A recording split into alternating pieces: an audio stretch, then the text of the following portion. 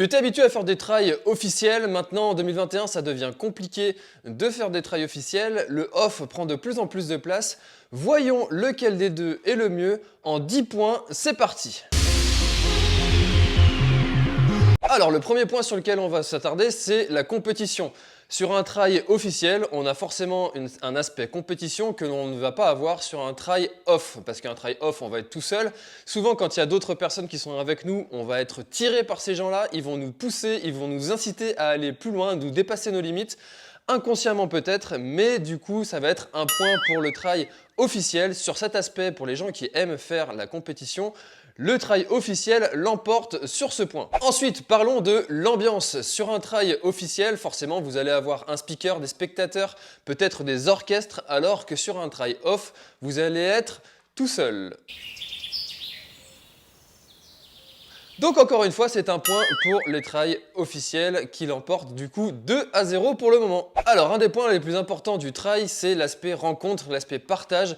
On va rencontrer souvent beaucoup de personnes lorsqu'on va faire un trail, du moins si on n'est pas solitaire, si on aime bien discuter un petit peu avec les gens, on va faire des rencontres. Sur un trail off, forcément, vous allez être tout seul, sauf si vous mettez une annonce sur les réseaux sociaux, mais à ce moment-là, ça fait de vous un organisateur. Et est-ce que vous avez vraiment envie d'avoir ce rôle d'organisateur d'une course non officielle, au risque d'avoir la gestion de cette organisation à assumer?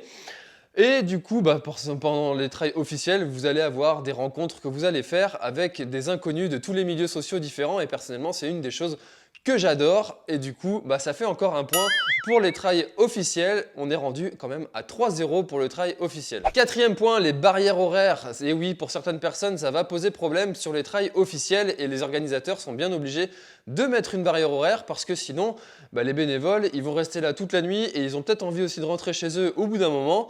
Et du coup, pour certaines personnes, ça va poser problème si vous n'avez pas forcément les capacités physiques de finir dans les barrières horaires qui sont imposées. Et du coup, faire ce trail-là en off, ça va être un point qui va être mieux pour ces personnes-là d'avoir ces barrières horaires qui du coup n'existent pas. On est rendu du coup à 3-1.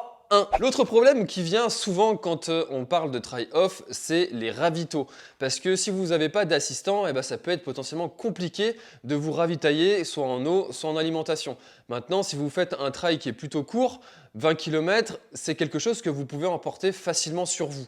Donc les assistants, pour les ravitaillements, on va penser qu'on peut s'en inquiéter à partir d'une distance d'environ 50 km. Et pour le coup, moi je trouve que c'est plutôt un avantage pour le off parce que si vous avez un assistant qui vient vous ravitailler, vous allez pouvoir avoir ce que vous voulez, ce que vous aurez préparé avant vous personnellement dans le coffre de la personne qui va vous accompagner. Et du coup, pendant votre ravitaillement, vous allez pouvoir vraiment manger ce que vous voulez, ce que vous auriez préparé, ce que vous aimez. Vous allez pouvoir mettre plein de trucs et puis prendre ce qui vous fait envie sur le moment.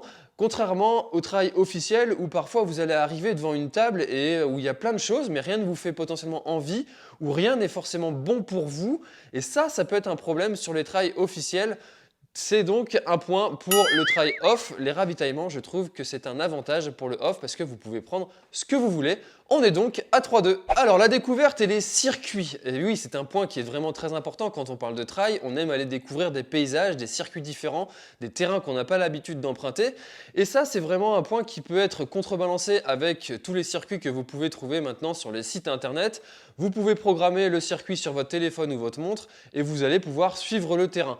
Malgré tout, moi je trouve que ça va être un avantage pour l'officiel parce que vous allez avoir un balisage et du coup ça va vous permettre de ne pas avoir votre nez soit sur votre montre, soit sur votre téléphone pour vous guider, pour vous baliser. Et en plus, sur certains trails, ils vous font passer par des terrains qui sont privés et que vous n'aurez pas la possibilité de passer en dehors de l'organisation de ce trail. On a donc un avantage là pour le trail officiel. Parlons maintenant de la sécurité. Sur un trail officiel, vous allez avoir une équipe de sécurité toujours qui est présente, que ce soit la Croix-Rouge, la protection civile, etc. Ce type de secours-là, mais vous pouvez aussi avoir des kinés, ostéos, podologues, médecins en fonction de l'organisation et de la distance que vous allez parcourir, versus un accompagnateur qui va juste avoir son téléphone et peut-être quelques notions de secourisme pour vous venir en aide si besoin. On a donc là quand même, en termes de sécurité, un gros avantage pour le trail officiel. Alors, le cadeau finisher, la médaille du finisher ou avoir un petit produit local. Alors personnellement, si on devait en choisir un, le petit produit local, c'est celui que je choisirais. Maintenant, forcément, moi je m'en fiche un petit peu d'avoir quelque chose à la fin de ma course, c'est pas pour ça que je la fais.